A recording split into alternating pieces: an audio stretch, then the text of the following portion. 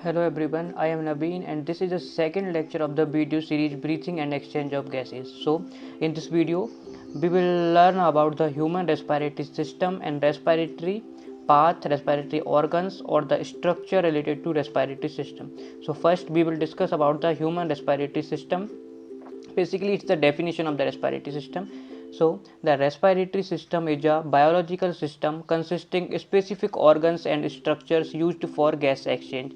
जो हमारा respiratory system है वो एक बायोलॉजिकल सिस्टम है जो कि स्पेसिफिक ऑर्गन्स और स्ट्रक्चर से मिलकर बना होता है जो कि गैस एक्सचेंज में हेल्प करते हैं. ठीक है. It works with the circulatory system to provide oxygen and to remove carbon dioxide from the body. ये हमारा जो सर्कुलेटरी सिस्टम है, हार्ट जिसमें और उसकी बेसल्स हैं उनके साथ में मिलकर वर्क करता है और क्या करता है, ऑक्सीजन को बॉडी को प्रोवाइड करता है और CO2 जो वेस्ट प्रोडक्ट के रूप में टिश्यूज से जनरेट हुई है उसे रिमूव करने में हेल्प करता है. अब हम रेस्पिरेटरी पाथ या रेस्पिरेटरी ऑर्गन्स या फिर स्ट्रक्चर जो कि रेस्पिरेटरी सिस्टम से रिलेटेड हैं उनके बारे में डिस्कस करेंगे. ठीक है. तो सबसे पहले हमारा जैसे ही हम सबसे पहले सांस लेने के लिए किसका यूज करेंगे, या तो नोज़ का या फिर माउथ का. तो फर्स्ट ऑर्गन क्या आ जाता है, नोज़ या माउथ. ठीक है. नोज़ या माउथ के बाद में इसमें नेजल कैविटीज़ हैं. इसके बाद में दोनों में से हमारे पास में मेनली जो नोज होती है वो हमारे रेस्पिरेटरी सिस्टम का मेन पार्ट होती है. ठीक है. इसके बाद में हमारे पास में नोज से हम जो सेकंड पार्ट आता है वो आता है हमारे पास में फेरिंग्स, जिसको हम कॉमन जनरल लैंग्वेज में थ्रोट भी बोलते हैं. ठीक है. फेरिंग्स के बाद में आता है हमारा लैरिंग्स, जिसे हम वॉइस बॉक्स बोलते हैं. यहाँ से हमारा साउंड प्रोड्यूस होने में हेल्प होती है, इसे साउंड बॉक्स भी बोला जाता है. ठीक है. लैरिंग्स जाता है हमारे ट्रेकिया में जाकर, लैरिंग्स ट्रेकिया में जाके ओपन होता है. ट्रेकिया को विंड पाइप भी बोला जाता है. ठीक है. अब जो विंड पाइप हमारा ट्रेकिया है ये कुछ इस तरीके का स्ट्रक्चर होता है. ये ऊपर वाला है ये हमारा ट्रेकिया है, ये स्ट्रक्चर ट्रेकिया होता है. इसमें हमारे पास में सी शेप्ड कार्टिलेजिनस रिंग्स होती है जिसको कोलैप्स होने से बचाती है. ट्रेकिया के बाद भी प्रेजेंट होती हैं, ब्रोंकस और ब्रोंकाइस में भी प्रेजेंट होती है, इनिशियल ब्रोंकाइस में भी है. अब जो हमारा ट्रेकिया है ये T4 या T4 टू T5 वर्टिब्राइस पे जाकर, थोरेसिक वर्टिब्राइस पे जाके दो पार्ट्स में डिवाइड हो जाता है. इस डिवीजन को क्या बोला जाता है, कैराइना बोला जाता है. ठीक है. डिवाइड होने के बाद में ये दो हमारे लंग्स हैं, राइट लंग और लेफ्ट लंग. तो right and left principal bronchus में ये डिवाइड हो जाता है. ट्रेकिया के बाद क्या आता है हमारा ब्रोंकस. ठीक है. ब्रोंकस के बाद ब्रोंकाई आते हैं.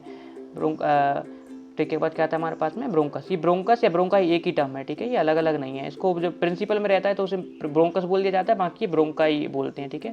ब्रोंकाई के बाद में ब्रोंक्यूल्स आते हैं. ठीक है. तो right and left principal bronchus में ये डिवाइड हो जाता है. अब right and left principal bronchus हमारे लोबार या सेकेंडरी ब्रोंकाई में डिवाइड होती है. ठीक है. ब्रोंकस भी बोल सकते हैं, ब्रोंकाई बोल सकते हैं, जो कि 2 लेफ्ट साइड में होती हैं और 3 राइट साइड में होते हैं. देखो जो हमारे लंग्स होते हैं ना, ऐसे हमने मान ली राइट और लेफ्ट साइड का बना लिया. ये जैसे कि ये मान लिया ये हमारा राइट है, ये लेफ्ट है. तो राइट में हमारे पास में 3 लोब्स होते हैं और जो लेफ्ट साइड वाला होता है उसमें हमारे पास में 2 लोब्स होते हैं. तो 2 लेफ्ट साइड में, क्योंकि लोब में जा रहे हैं तो इसलिए 2 लेफ्ट साइड में होंगे, 3 राइट साइड में होंगे. इसके बाद में हमारे पास में ये फर्दर डिवाइड होते हैं सेगमेंटल या टर्शियरी ब्रोंकाइस में, जो कि अब ये जो हमारे लोब्स हैं, लंग्स के जो लोब्स हैं, ये भी फर्दर डिवाइड होते हैं सेगमेंट्स में. ठीक है. पहले लोब्स होते हैं फिर सेगमेंट्स चले जाते हैं. ठीक है.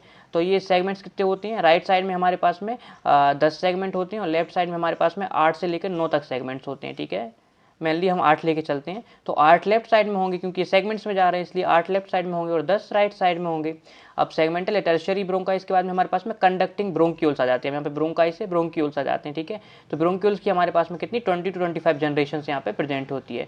इनके बाद में कंडक्टिंग ब्रोंक्यूल्स के बाद में हमारे पास में टर्मिनल ब्रोंक्यूल्स आते हैं. टर्मिनल ब्रोंक्यूल्स के बाद में रेस्पिरेटरी ब्रोंक्यूल्स आते हैं. ठीक है. अब रेस्पिरेटरी ब्रोंक्यूल्स हमारे कहाँ ओपन होते हैं, एल्व्यूलर डक्ट्स में.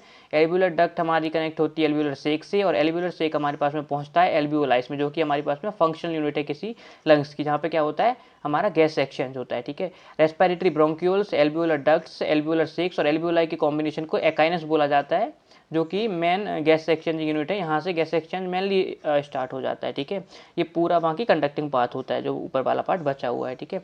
अब इसमें कुछ चीज़ें हम और देख सकते हैं, जैसे कि जो हमारे पास में डायफ्राम है और ये जैसे कि इन स्ट्रक्चर्स के अलावा हमारे पास में बहुत सारे स्ट्रक्चर्स प्रेजेंट होते हैं, जैसे कि डायफ्राम हो गया, मसल्स हो गए, इंटरकोस्टल मसल्स, ये भी हमारे पास में रेस्पिरेशन में हेल्प करते हैं. बट इनको हम फर्दर लेक्चर्स में रेस्पिरेटरी मसल्स के तौर पे देखेंगे. ये हमने मेन पार्ट देखा है जहाँ से हमारे पास में रेस्पिरेटरी गैसेस जो हैं उनका एक्सचेंज हो रहा है और respiratory gases move in and move out कर रही हैं. ठीक है. तो इस तरीके से हमारे पास में ये पूरा रेस्पिरेटरी पाथ होता है. अब इसमें एक चीज़ और हम देख सकते हैं कि जो हमारे पास में ये सी शेप्ड कार्टिलेज रिंग्स होती हैं, ये वाला जो स्ट्रक्चर होता है ये हमारे पास में ट्रेकिया में प्रेजेंट होता है। ये बहुत क्वेश्चन पूछा जाता है कहाँ कहाँ प्रेजेंट होगा, कहाँ प्रेजेंट नहीं होगा। ट्रेकिया में प्रेजेंट होता है ये। ट्रेकिया के बाद में ये स्ट्रक्चर्स हमारे पास में ब्रोंकस में भी, जो इनिशियल ब्रोंकस है उनमें भी अपने पास में ब्रोंकाइस में भी प्रेजेंट होता है। ब्रोंक्यूल्स में जाते जाते ये स्ट्रक्चर्स धीरे धीरे खत्म होने लगता है। ठीक है, ये क्वेश्चन आता है तो इसको ध्यान रखना है हमें।